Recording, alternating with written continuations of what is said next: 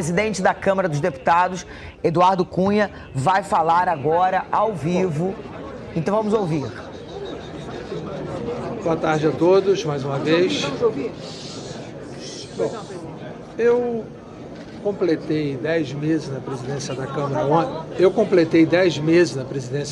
ontem. Ontem, nessa legislatura. E durante esses 10 meses, praticamente em todos os lugares do Brasil que eu andava, a gente só via uma coisa: as pessoas cobrando posicionamento sobre suposto pedido de impeachment. Nesses 10 meses, foi um número recorde que se entrou de pedidos de impeachment em toda a história do país. Tiveram 34 pedidos de impeachment por motivações diversas.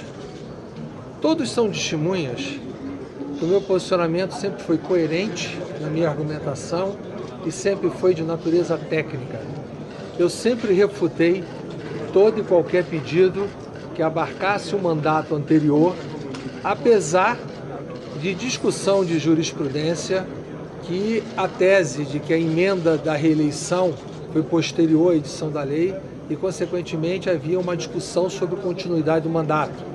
Inclusive, realçada numa decisão do Supremo Tribunal Federal, onde um mandato de segurança sobre a cassação de um parlamentar se deu à decisão relatada pelo ministro Celso de Mello e confirmada no plenário, entendendo que o mandato tinha continuidade.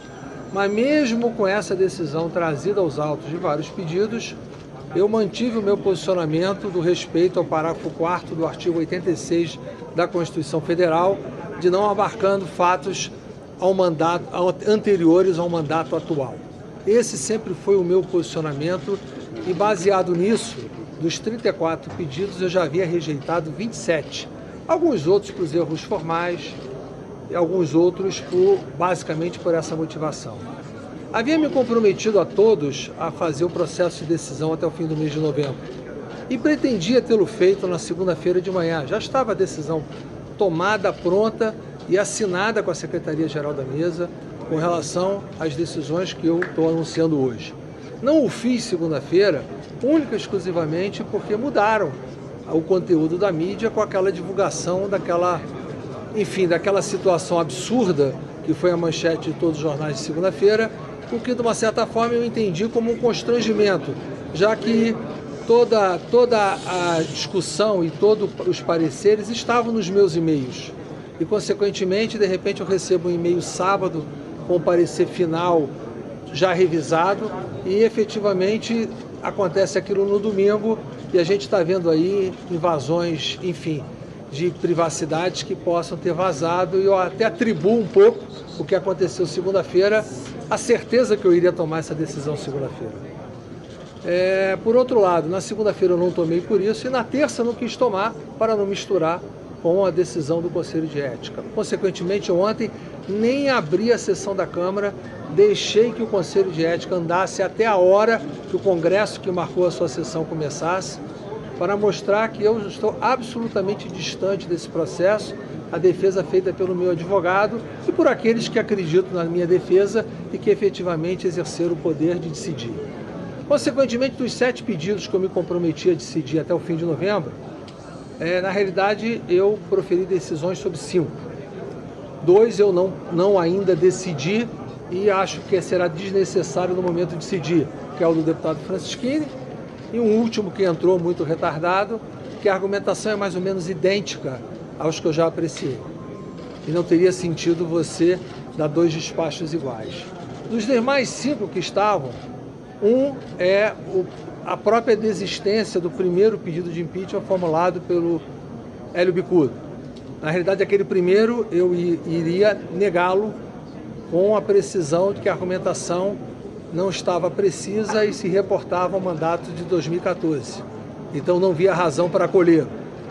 Rejeitei também o do Movimento Brasil Livre, pelas mesmas razões, e rejeitei 2 do mesmo advogado, se eu não me engano, Luiz Carlos Crema.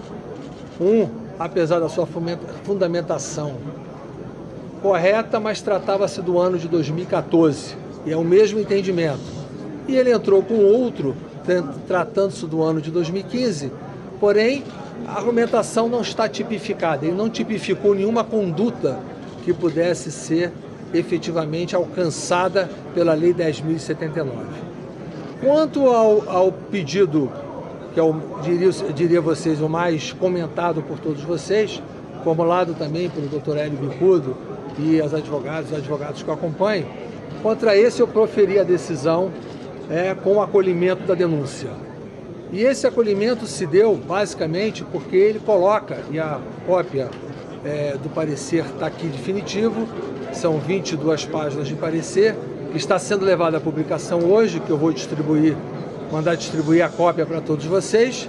Ela se dá basicamente, trata-se da argumentação de 2014, porém a de 2014 foi por mim refutada, porém a argumentação para o ano de 2015, ele traz a edição de decretos sem números, no montante de 2,5 bilhões de reais, que foram editados em descumprimento à lei orçamentária, afrontando a Lei 10.079 no seu artigo 10º, parágrafos 4º e 6º. Consequentemente, mesmo a votação do PLN 5, mesmo ele aprovado e sancionado, não supre a irregularidade de ter sido editada a norma em afronta à lei orçamentária. Então, o embasamento disso é única e exclusivamente de natureza técnica e o juízo do presidente da Câmara é único e exclusivamente de autorizar a abertura, não de proferir o seu juízo de mérito, que será a comissão especial que irá fazê-lo e poderá acolher ou poderá rejeitá-lo. E o processo vai seguir o seu curso normal, com amplo direito de defesa do contraditório que deverá ser colocado. A mim não tem nenhuma felicidade de praticar esse ato. Eu não o faço por nenhuma motivação de natureza política. Eu, como disse aqui anteriormente, refutei e rejeitei todos. E o rejeitaria se estivesse em descumprimento da lei. Mas, infelizmente, por mais que eu tentasse buscar qualquer caminho de interpretação e por todos os pareceres que chegaram até a mim pela consultoria legislativa, pela assessoria jurídica e por terceiros as quais eu consultei, não consegui encontrar um que conseguisse me desmontar a tese a qual está sendo aceita hoje. E eu não faço isso com nenhuma felicidade. Eu sei que isso é um gesto delicado, no momento que o país atravessa uma situação difícil, que a economia passa por uma crise, o governo é um governo que passa por muitas crises de natureza política, de natureza econômica, tendo que hoje votar um projeto para alterar a meta do superávit, transformando uma diferença de 119 bilhões de reais. Não causa felicidade a ninguém isso, mas ao mesmo tempo é uma forma também que com essa decisão esse processo seja de uma certa forma enfrentado. E se ele for enfrentado e for aceito, vai ter o Congresso soberano para legislar. E se ele não for aceito, também acabará-se esse tipo de discussão no país e você poderá voltar dentro da normalidade. Então, isso acabará sendo uma forma que o país vai ter que enfrentar e resolver esse tipo de situação. Não tem condições de postergar mais. E não combinaria comigo, eu não ficaria com isso na gaveta sem decidir. Porque esse pedido entrou em 14 de outubro. E de 14 de outubro para 30 de novembro foram 45 dias.